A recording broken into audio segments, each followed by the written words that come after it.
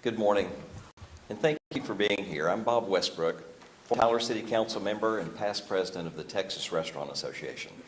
Today, leaders from construction, hospitality, and restaurants are standing here together because what's happening in Smith County is affecting everyone.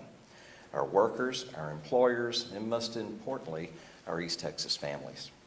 Over the past few weeks, fear and confusion about the 287G program have caused many hardworking, law-abiding employees to leave their jobs, and in some cases, leave their homes. These are people who help power some of the largest industries, the people who build our homes, manage our restaurants, and keep our hotel rooms clean and keep our economy running. When our neighbors feel unsafe, our entire community feels it. Businesses lose essential workers, service slows, projects stall, and the economic ripple affects every resident. We're here to provide clarity, reassurance, and a unified message. People matter. Our businesses need workers, and our community is stronger when everyone feels safe. With that, I'll turn it over to Carrie from the Tyler Area Builders Association. Thank you, Bob. I'm Kerry Hamblin. I'm the president of the Tyler Area Builders Association this year. In construction, 287G had an immediate impact. Skilled workers began leaving job sites, not because of wrongdoing, but because they're afraid of being in the wrong place at the wrong time. For the families of these workers, the fear is real. And for the broader community, it has pretty real consequences. When we lose members of our construction workforce, our skilled labor, we lose the ability to keep up our projects on schedule. Home closings are delayed, repairs take longer, costs are gonna rise, and they're already high enough. These are outcomes that affect every homeowner, every buyer, every contractor, and ultimately the economy of Texas, of East Texas. We want our workers to know you are valued, you are needed. We want you to feel safe doing your jobs. We know many of you are feeling anxious right now, but we want to be clear. If you're going to work, if you're taking your children to school, if you're attending church or handling your daily responsibilities, and you are following the law, this program's not going to affect you. You won't be picked up by the Smith County Sheriff's Office.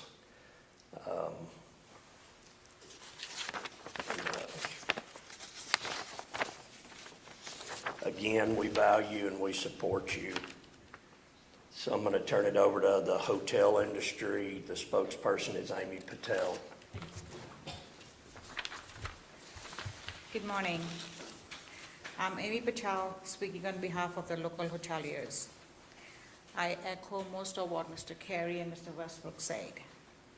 Hotel event venues depend on experienced, trustworthy employees to create the welcoming environment visitors expect. Recently, many of the employees have stepped back out of fear of themselves and their families. I understand that fear, and I'm here to say that we care deeply about you and want you to feel safe coming to work. But this affects more than one group of workers. When the front desk team disappear, guest services fail. When housekeeping steps down, our rooms go uncleaned. When banquet crew shrinks, events cannot run smoothly. That affects tourism dollars, local restaurants, retail shops, and a broader experience of living and doing business in the Smith County.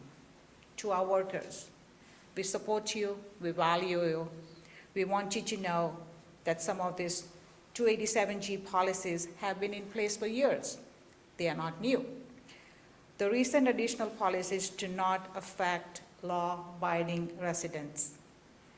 If you know you don't have a warrant for you for your arrest, and you're following the law, we can go daily about your work, businesses, running errands, supporting our children, and coming to work. Please come back and join us. We need you. Tyler needs you. Thank you.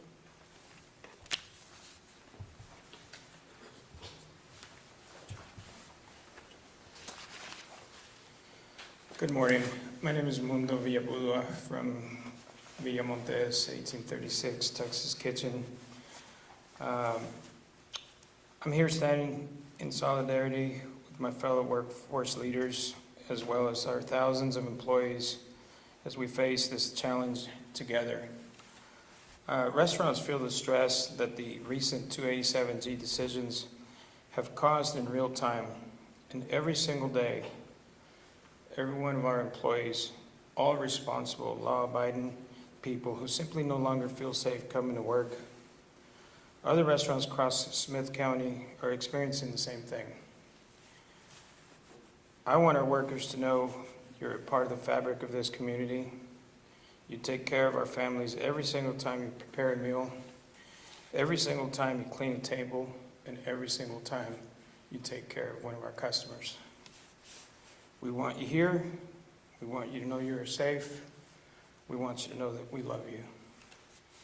We as an industry leader are in contact with our law enforcement leaders, and we have their assurance that this policy does not affect those following the law. Have a blessed day.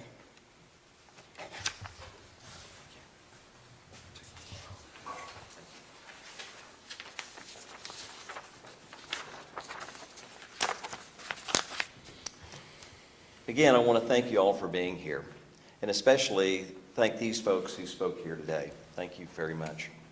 We recognize that the 287G task force model is one piece of a much larger immigration and border security conversation.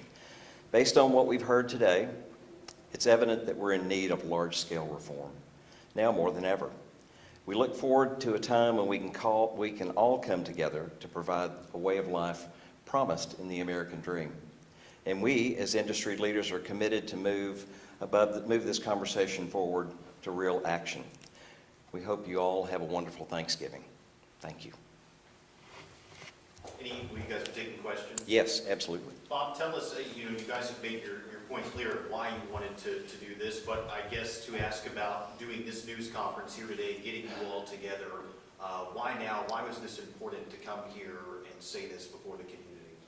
It's important to reassure our workforce, people that work in our restaurants, that are in the construction industry, that are in the hotel industry, really all industries where there's immigrant or people of color that work in our businesses across Smith County. Our sheriff chose the third level of participation in the 287G program. He could have stayed with the jail version, which is they verify citizenship at the time of booking if they break the law and they'll go into the jail. But now ICE is here supposedly training the sheriff's department to help them with the enforcement or serving warrants without racially profiling. And so that is the statement that Sheriff Smith had given our group whenever we met with him last week. So it's important that our employees feel safe going to the grocery store, that they feel safe going to school, that they feel safe coming to work, because we desperately need them. And it's not just the three industries that are here. Like I said earlier, it's industries across Smith County. And there's 254 counties in the state of Texas, and there's several versions, and the Sheriff's Department make those decisions locally as to what level that they sign on the 287G program. And so we got a commitment from our sheriff, so it's up to him now to build the trust also too within the community, so that he delivers what he says he's going to do, and simply go after the bad guys, those that break the law, or hang out with those that break the law. The key there is don't break the law. Don't hang out with anyone that does. Would you say holding this press conference would be a way for those those workers who are scared to go to work, scared to go to church and grocery store, to build trust with Smith County. I certainly hope so. To see us stand up here united across our industries and let them know that we did get proactive and we did meet with the sheriff. We did get an explanation and we did get a commitment from him that he will follow his program without racially profiling, so not targeting any specific ethnic group. So we want them to feel safe. You've been in the restaurant business a long time. Yes, sir. What's happening now, the effects we've seen on workers that you guys have talked about? Have you seen anything like this before? You know, there's always been, anytime ICE comes into a community, the community knows. And so the rumor mill starts. And so, yes, we've had rumblings in the past. But this is unusual because this is the first time that our sheriff has taken on the task force model. Now, he has the ability to push it and conduct raids and things like that, but he's chosen not to do that. And he pledged to us also, too, that he's not taking the money that the Fed promises for participation in the program. He calls that a bounty, and he will not collect a bounty to enforce our immigration laws. He's simply arresting, or they're simply stopping those that break the law, or they're serving warrants on those that have outstanding warrants that have broken the law. And that's what he's reassured us to do. Besides this press conference, what are y'all as employers doing to make sure your employees feel safe coming to work and during their shifts? You want to answer that? So, as a If you could step to the hotels- mic, please. Oh, I'm sorry. I'm sorry. Thank you. So as the hotels, we assure them that you are safe here. When they come, we are standing by them, making them aware that this industry cannot survive with this kind of a task force. And that if we do that, hotel industry will crumble. This is not just for Tyler, it is all over the United States right now. And we are seeing a big downfall because of not having their support. So we are trying our best to assure them that we'll stand by them. And Thank you. when it comes to our hotel workers, how do you fill the gap when people aren't showing up for work, as you've seen in the past few weeks? What do So- you do in response to that? Well, unfortunately, we have to close our rooms down, mark the floors dirty, close half of the building, stop serving breakfast, which is affecting our brand standards as well as service to the promised guests that are staying with us.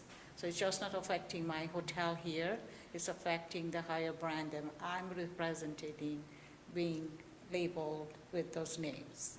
So that's kind of new, first time, or we have never done this before. And you mentioned that those are things you've had to do at your own hotel that you just told us about? Yes, this past few weeks has been such where we have to close our dirty rooms. And that's something that hotel industry never does. Okay, thank you. So a question for our home builder here. You were talking about the effects on projects underway, it affects the timeline on those. If you could just speak a little bit more about the effects you have seen in home building in the last few weeks with workers not showing up. Well, in Texas, we already have a shortage of skilled labor.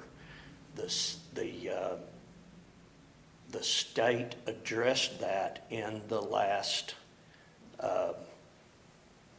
Congress in Austin this past spring by passing a huge trade school thing to address getting us skilled labor in the system.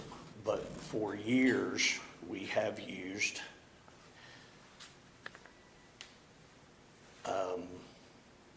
concrete guys, framers, painters. you know, these guys that are really good at what they do, but we've used them for years because sometimes it's really hard to find good help. And so right now, there's already a shortage without 287G or without ICE, and a starter home in Smith County now is probably $300,000. And if you think that's a lot, just stand back and watch, because if it takes us 6 months to build a starter home instead of 2 or 3, then it's gonna go up exponentially if you can't get workers.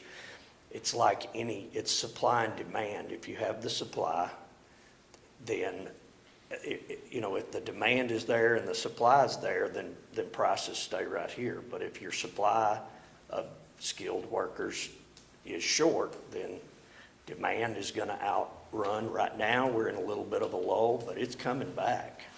And when it comes back, it's gonna be hard to get things done. So, I understand, and I'm not against the policies of the nation. What I'm saying is we've got guys that have been here, they've been paying taxes. We don't write them checks unless they have tax ID numbers that they have gone and gotten. And so and these are people that are, what I say, these are people that are pulling the wagon. They're not riding the wagon. They're out here pulling this community along. So I just wish there was a way we could semi-pick and choose between, which is what we all thought would happen, is that if they're criminals and they're doing things in this country that are breaking the law, then they go. But maybe we just have to work on it federally to be able to figure out how we can make pathways for these people to become legal, pathways for us to get labor in here, or possibly in 4 or 5 years, maybe we have a skilled labor force because of what they've done in Austin this past year, but that's still years away. So we're gonna be in a crunch right here. So anyway, does that answer your question? It does, thank you. All right. For the restaurant side of the industry, what major effects have you seen? Have you seen anything like it before?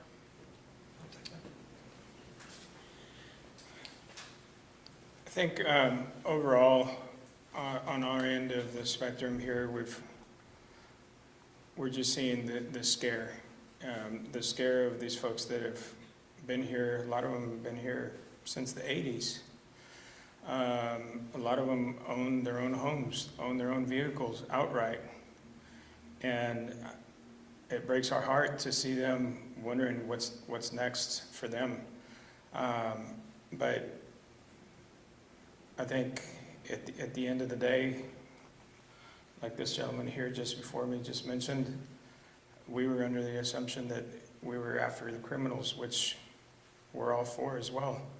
If you're a criminal and you're here breaking the law and hurting the citizens of the United States of America, then there's no room for you here. But the people that are here working an honest day's worth of work for a paycheck, I wish that there was some kind of a pathway for them so that they can see a little bit of a light at the end of the tunnel. But I don't know if that answers your question as well. Have you seen, like this past week, more people calling out sick or not showing up? And if so, how is that affecting y'all day to day? My father always said, surround yourself with harder working people than you, smarter people than you. And I feel like we have taken his advice very well. These people that work for us are, they're go-getters, and they're out there doing what they can. Talking about pulling the wagon, they pull Villa Montez's wagon and 1836's wagon, our catering department. I don't know what we'll do if something crazy was to happen or continue to happen. And I just thank God that these people are willing to stick it out for us. And that's why we're willing to do what we can on our end to stick it out for them. So to answer your question, no, they're just, you know,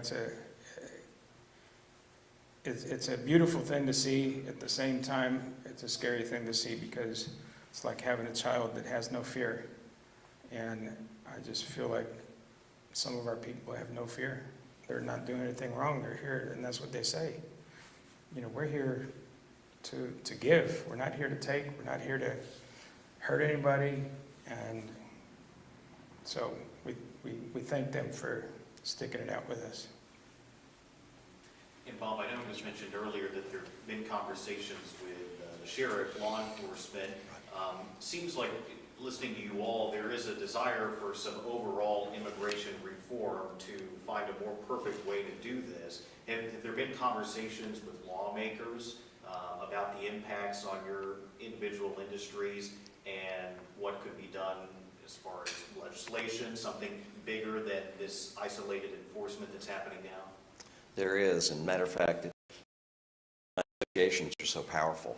The Texas Restaurant Association has been working with the state legislature to make sure that they guide the legislature through and explain the ins and outs of our industry and the challenges that we face with an experienced workforce also too.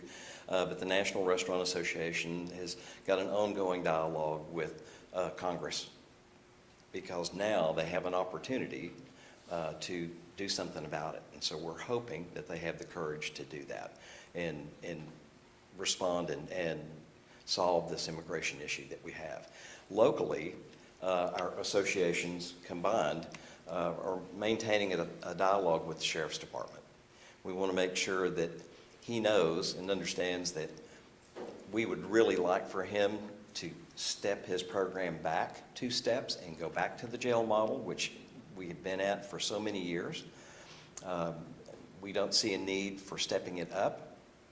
And even though the mere fact that they're training their law enforcement officers, ICE is, to not racially profile as they're making traffic stops or serving warrants, that's at least a positive out of it. But the mere fact that they're doing it still creates that level of fear. And that's what we're trying to do, is make sure that he understands, he being the sheriff, understands the importance of dialing it back to the jail model, and then still using the training that he's getting from ICE to make sure they don't racially profile or target any particular ethnic group. And so it's your desire that the sheriff's office not be a part of this task force model, but instead just the jail model that's been in place? Yes. Sheriff Maxie Serliano in Gray County did not budge. He's still doing the jail model, as are many sheriff's departments around the state of Texas. And if you're not familiar with 287G, all sheriffs in the state of Texas, when they run jails, they have to subscribe to 287G at some level. And there are those 3 levels: the jail model, the warrant model, and then the task force model. And so we don't see a need to go all the way to the top, because that in itself creates the threat and the fear that exist in the community right now. And have there been mistakes along the way? There have already been some people that have been removed from Tyler Smith County and returned to Mexico. And they were collateral damage with regard to warrants that were being issued. These are law-abiding citizens. They should not have been, needless to say, in the presence of someone that broke the law. They were, and now they're back in Mexico. But that creates additional fear in our labor force, in our community all across Smith County, just simply because of the level that our sheriff has chosen to take. So we'll continue the dialogue, we'll continue to push and ask him to reconsider and go to the lowest level. And when you say we, that's the consensus among all of you in the business community? And even those that were not here, you know, There's even a fear among businesses, and I want you to know that these are true champions standing up here with me today. There are other business owners in the community that would love to be here, but they don't want to be here because they don't want to take a chance that they'll be targeted themselves. And so there's that level of fear also too. So it doesn't just exist with the people that we employ in our businesses. It also exists in the business community. And so what we want to do is we want to reassure them that Sheriff Smith's going to be good for his word, and he is not going to target anybody, won't conduct raids. It'll be safe for everybody to go to the grocery store, to go to the schools, to come back to work, to go on with their daily lives and be productive in the community. Because we all win if that's the case. Was this meeting with the sheriff's office after last week's commissioners' court meeting? It was actually the day before the Commissioners Court meeting.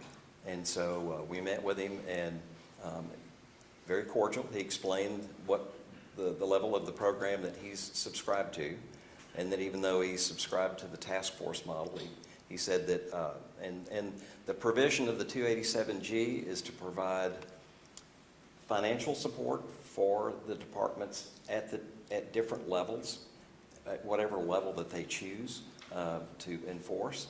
And so, but Sheriff Smith said that he will not accept the money, and has not, to my knowledge. That would probably be a good question for him. Did I answer you? Yes. Okay.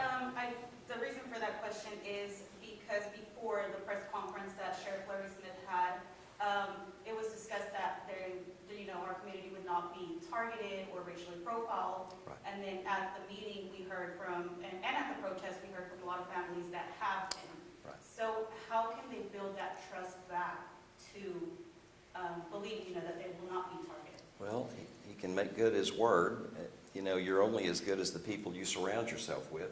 As my cohort here, Mundo, said, that if his officers take their training serious and they apply the principles that they learn, then there's no fear. Will there be someone out there that gets overzealous? It's a risk, because we're human.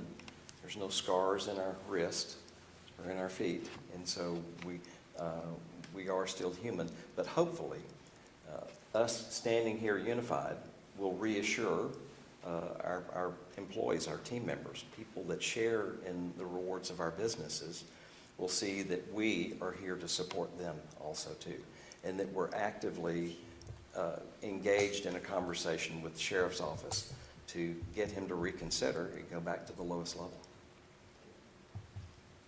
And you mentioned this conversation with the sheriff last week at the constable's office. Precinct 4 also entered into the task force model. Any conversations with the constable along with the sheriff? Have not. Constables, and there are some constables that expand their power beyond, and they want to be law enforcement officers. Their primary responsibility is to serve warrants. And so for him to subscribe to the task force model, I don't want to pick a fight, but I think that's just absolutely wrong. And so anyhow, we have not had a conversation with him, but we will, I can assure you. Okay? Thank you all. Thank you. Thank you. Appreciate you being here. Yes. All right.